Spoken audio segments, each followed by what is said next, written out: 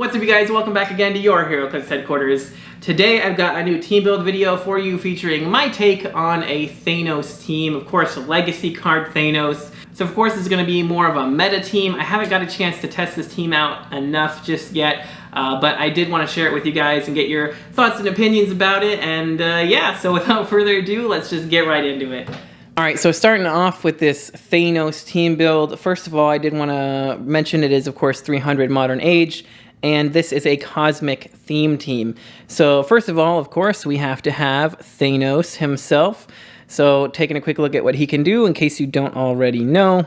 So he starts with a trait that says at the beginning of your turn, roll a d6 and choose a number of Infinity Gem effects equal to half the result from the list below. Thanos can use the effect until your next turn. Power, close combat expert, range combat expert, you know, that's always nice to have. Time, probability control, and super senses.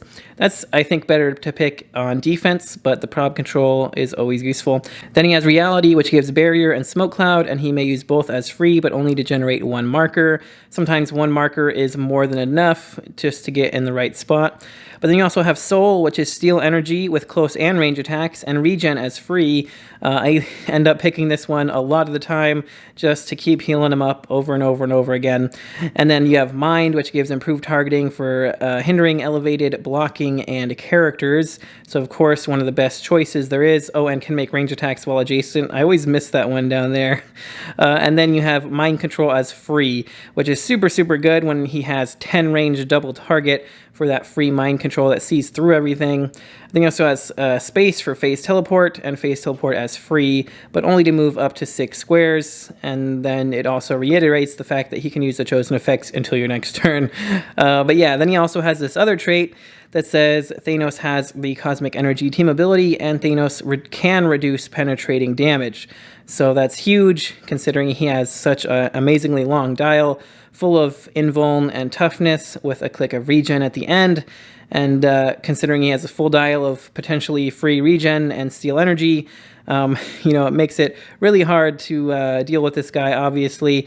You know, he can reduce penetrating for all that. He can just keep free healing. You can't outwit him because he's power cosmic. He has willpower from that power cosmic to keep, you know, potentially going. And even if he doesn't roll willpower, he can still free mind control you or whatever, free phase teleport away, free regen. He's an amazingly strong figure, obviously. So to combo with him, one of his biggest weaknesses, in my opinion, is after he gets hit off of that 18 defense. Take a quick look at the card again. After he gets hit off the 18 defense, you know, he's got a few 17s, and then it's just downhill from there. 16, 15, 14, 13, 12, 11, 10. Like, super duper easy to hit for the other half of his dial. Well, more than half of his dial, really. So I think his biggest weakness is just how easy he is to hit. So, of course, a good defense piece is great. And, of course, the best one for that right now is the Disney Plus starter set Watcher. So taking a look at what he can do, he's got the trait that says the Watcher's lines of fire are never blocked. At the beginning of your turn, you may turn the Watcher's dial to any click. Of course, when everybody saw this, everybody flipped out about the can turn him to any click at the beginning of your turn. That is amazing. But I think something that people seem to forget about is his lines of fire are never blocked. That is also huge. He's got an 8 range himself, and, you know, comboed with the fact that Thanos can see through everything too most of the time, means that you'll have an Outwit or Perplex that can see through everything. You'll have a TK that can see through most things. You still have to, you know, deal with the other thing having line of fire to where you're placing it, but regardless, it's good. And also for your theme team probs, he makes the best, you know, designated theme team probber that there is, because 8 range that can see through everything is great. And yeah, you can just turn him to any click number here. So you got, you know, your choice of 18, 19, or 20 defend to help out Thanos. And he's also Mystic, so, you know, if he does take a hit, and then, you know, you put him back to click 1, then, you know, he just keeps going back and forth over and over, and they're just taking a lot of Mystics damage for nothing. So he's a great piece to support Thanos. But then moving on, I've got another unique figure here. We've got our little 30-point Molecule Man from the Future Foundation set. So, of course, if you guys haven't already seen him for some reason, he's got Smoke Cloud as free, and then free roll a d6 and choose a number of non-debris terrain markers within range up to the result. Replace those markers with any combination of hindering, water, or blocking terrain markers.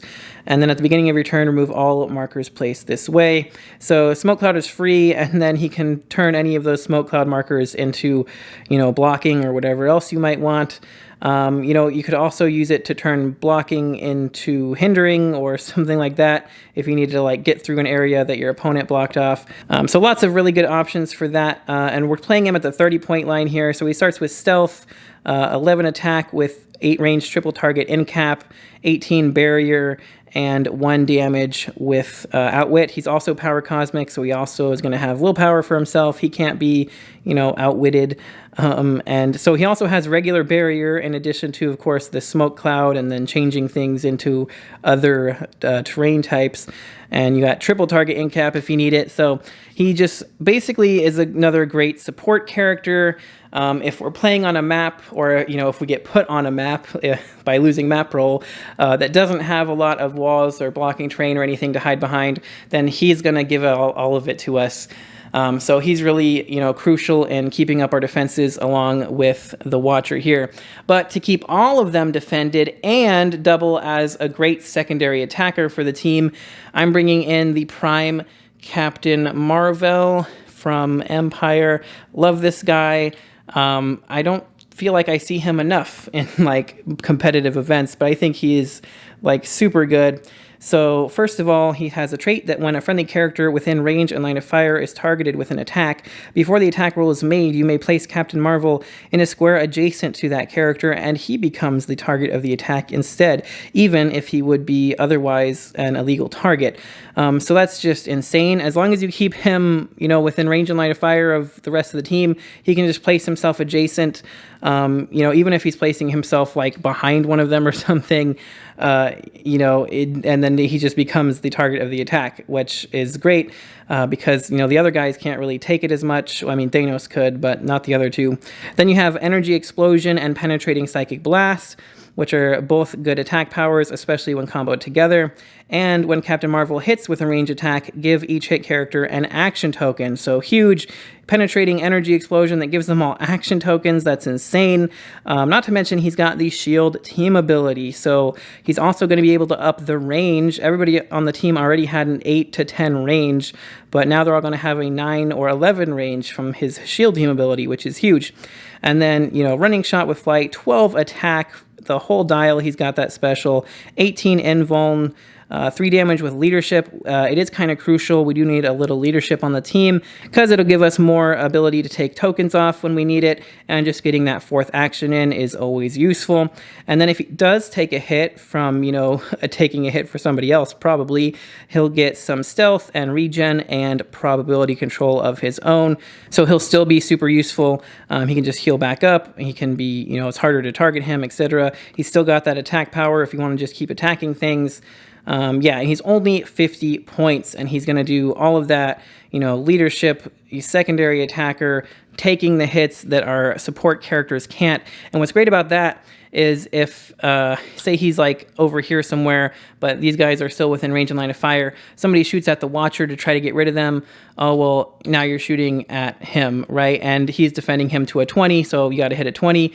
Oh, you did? Okay, great. He's just going to regen it next turn. So really they have to get through this guy with a 19 or 20 from his defend long before they even have a chance at hitting anybody else. And between Thanos mind controlling everyone and this guy energy exploding everyone and giving them tokens, and potentially this guy incapping them, and most of them have power cosmic to remove tokens. He's got leadership to remove tokens. It gives you a lot of good action economy.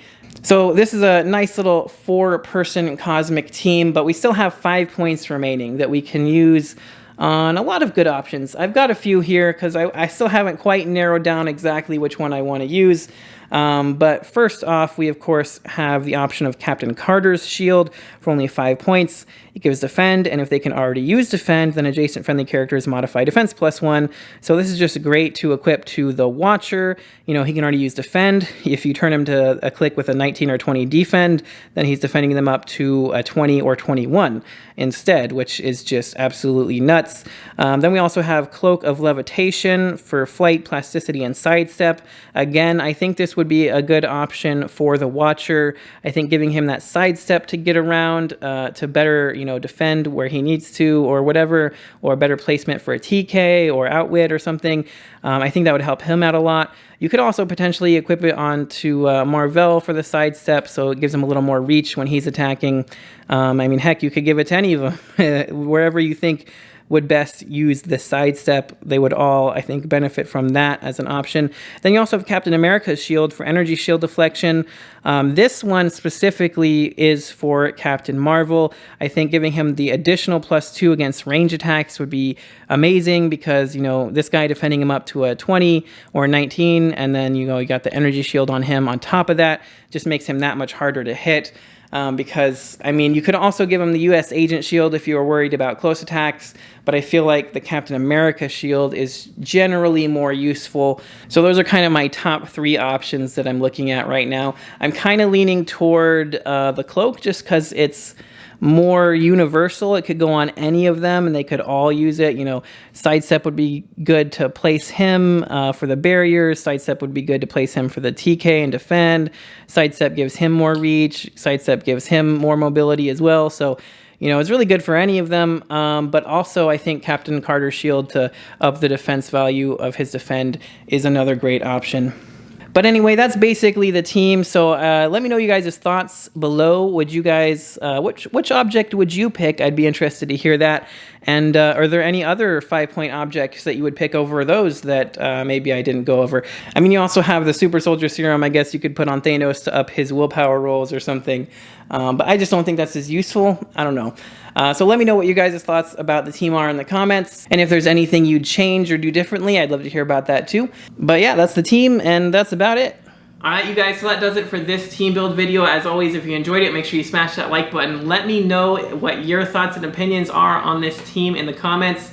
And of course, if you haven't already, make sure to click that subscribe button so you don't miss any future videos. But if you'd like to help support the channel even more, you can check the links in the description for our Patreon so you can see your name here in the credits as well as some other great stuff, so check that out. But that's going to do it for this one, so thanks again so much for watching, and until next time, don't forget, I am inevitable.